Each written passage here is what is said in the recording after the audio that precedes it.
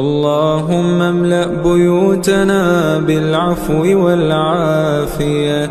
اللهم واصرف عن بيوتنا البلاء وأسباب الشقاء. اللهم اجعل بيوتنا تمسي وتصبح على ذكرك وشكرك وحسن عبادتك.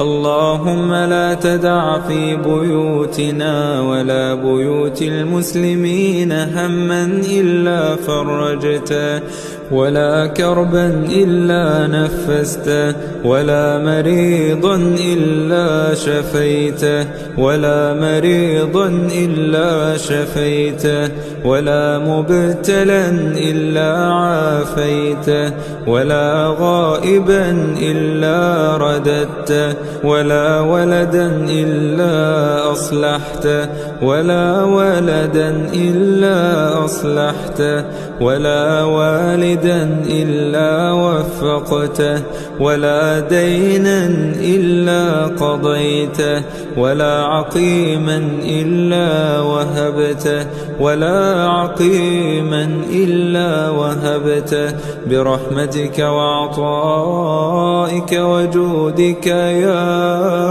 أكرم الأكرمين.